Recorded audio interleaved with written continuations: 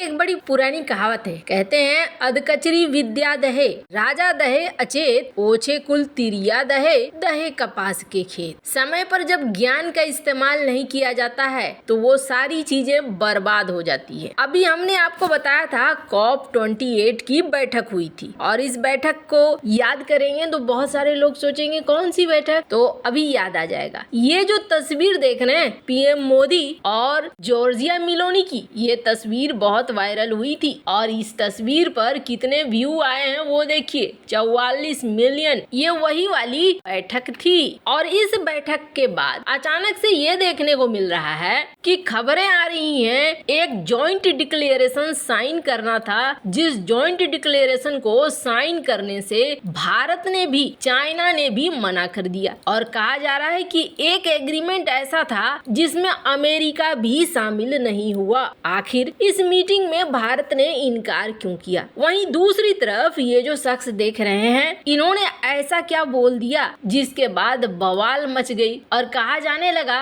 कि आपने तो COP28 का मजाक ही बना दिया है। जानेंगे यहाँ पर क्या कुछ चल रहा है। जियोपॉलिटिक्स में इस वक्त बहुत कुछ चल रहा है, जानने को बहुत कुछ मिलेगा। आइए जानते हैं इन खबरों को विस्तार से। स्क्रीन में इस तस्वीर को देख रहे हैं और ये बड़ा फेमस हुआ था, हमने आपको बताया था। अब व्यू देखकर आप समझ लीजिए कि सोशल मीडिया पर ये कितना ज्यादा फेमस हुआ था। ये उसी मीटिंग की है, COP28 मीटिंग की, जलवायु परिवर्तन को लेकर जो मीटिंग होनी थी वहाँ पर ऐसा लगता है जैसे दुनिया इस मामले में जरा भी सीरियस नहीं है। आपको बता दें, हमने आपको बताया था कि एक डैमेज फंड बनाया गया और इस डैमेज फंड के अनुसार पैसे देने थे, लेकिन कमाल की बात यह है कि डैमेज फंड में अमेरिका जैसे बड़े देशों का जो भागीदारी है वो भागीदारी बहुत ही कम है। एक बात तो निश्चित है, इन देशों ने खूब इस्तेमाल किया पर्यावरण का और जब बात आई पैसे देने की तब इनके पास पैसे नहीं है। हाँ, बात हो अगर युद्ध करने की तो युद्ध के लिए इनके पास पैसे हैं, बिलियन डॉलर चले जाते हैं, पर यहाँ क्लाइमेट को लेकर अगर बात होती है तो फिर पैसे नहीं है। जो भागीदारी है वो बहुत ही कम है और ऐसे में जब भागीदारी इतनी कम है, हल्के में ले रहे हैं देश, तो फिर हल्के में तो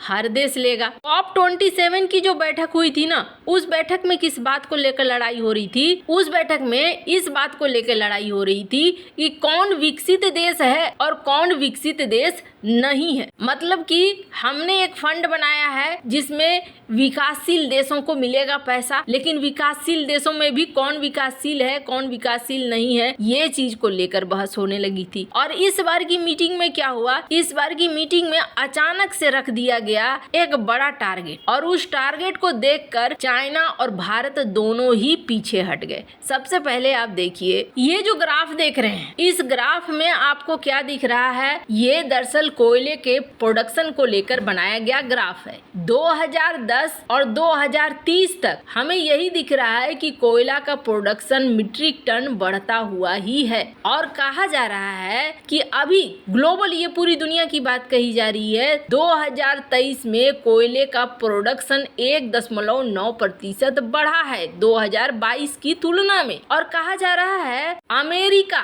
भारत, इंडोनेशिया, चाइना, ऑस्ट्रेलिया, ये 5 ऐसे देश हैं जो टॉप 5 में आते हैं कोयला प्रोड्यूस करने में और ये दुनिया भर में 80% कोयले का उत्पादन करते हैं। अब आपको इतना तो समझ में आ गया होगा कि कोयला किसके हिस्से में ज्यादा पड़ रहा है। अब उसके बाद सबसे बड़ी बात है, दूसरी खबर देखिए, भारत प्लान कर रहा है कि हम अंडरग्राउंड कोयले की माइनिंग को तिगुना करेंगे ताकि हम अपनी ऊर्जा की जरूरतों को पूरा कर सके। मतलब कुल मिलाकर हम अभी यहाँ पर कोयले का उत्पादन करेंगे, कोयले का इस्तेमाल करेंगे। अब कारण साफ है, इन्होंने एक तिथि बना ली और उस तिथि में इन्होंने क्या कहा, 2030 तक हम ऐसा करेंगे, हमारे पास ऊर्जा के नवीनीकरण वाले स्रोत होंगे तिगुने। इन्होंने तय कर लिया कि हम तिगुने बना लेंगे। अब आप अगर तिगुने बना लेते हो, तिगुना बनाने के लिए ऐसा तो नहीं है कि जादुई छड़ी है घुमाया, बस थर्मल पावर प्लांट बन के तैयार हो गए, ग्रीन हाइड्रोजन का प्लांट बनकर तैयार हो गया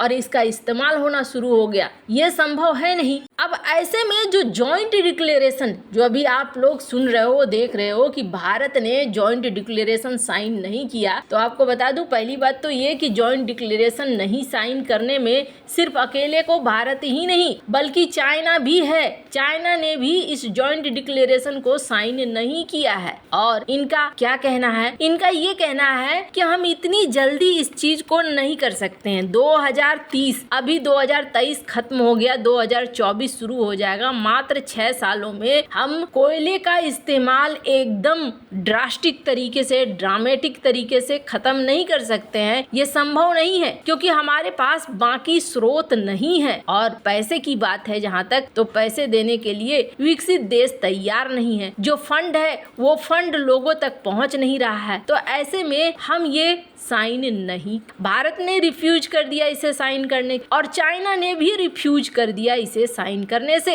124 देशों ने इसे साइन किया। और आपको बता दें कमाल की बात यह है, तो मिंट की ये खबर बता रही है, इसके अनुसार 124 देशों में इस डिक्लेरेशन में अमेरिका और भारत इन दोनों देशों ने साइन नहीं किया है। अब जरा से देखिए, अगर विकसित देश जंग में पैसे लगाने को तैयार है लेकिन जहाँ क्लाइमेट की बात आती है तो वहाँ ये पैसे लगाने को तैयार नहीं है, इसका मतलब है कि ये कोई भी रुचि नहीं दिखला रहे हैं। जब आप कोई रुचि नहीं दिखला रहे हो तो एक देश के रुचि दिखाने से ऐसा क्या हो जाएगा? बात साफ है, जब आप सीरियस नहीं हो तो बाकी भी सीरियस नहीं है। अब आपको बता, बड़ी मजेदार बात क्या हुई, COP28 को यूएई ने अपने देश में करवाया और ये थे प्रेसिडेंट। इन्होंने क्या कह दिया, इन्होंने कह दिया कि आप जो पुरानी चीजों को छोड़ने की बात कर रहे हो, कहने का अर्थ है तेल, गैस और कोयला, तो ये ना कोई साइंस नहीं है, बेकार की बातें हैं जो आप ये कह रहे हो। ये तो यही हो गया कि आप वापस से गुफा वाले समय में दुनिया को ले जाना चाहते हो।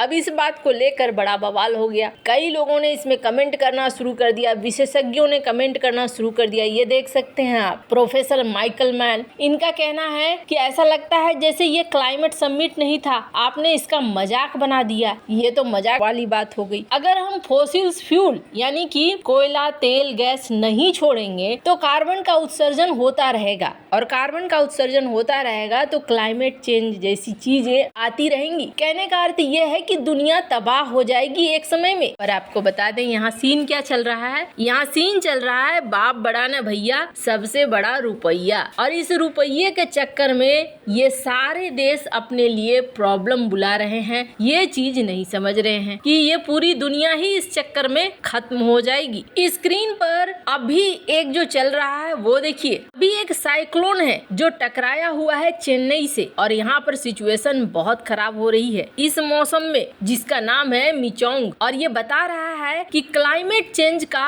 असर हो रहा है। स्क्रीन पर एक ग्लोबल स्टडी को देखिए, हिंदुस्तान टाइम्स की ये रिपोर्ट है जिसमें कहा जा रहा है कि 4.5 बिलियन लोग एक बहुत बड़े रिस्क में हैं। एक ऐसा वेदर, एक ऐसी मौसम जो एक्सट्रीम लेवल पर आ सकता है। कहने का अर्थ ये है कि दुनिया तबाह हो रही है लेकिन इन्हें युद्ध के लिए पैसे निकालना है, पर इन चीजों के लिए पैसे नहीं निकालना है। वैसे इन सब मामले में आपकी क्या राय है, कमेंट कर जरूर बताएं। जल्द मिलते हैं अगले वीडियो में नई खबर के साथ।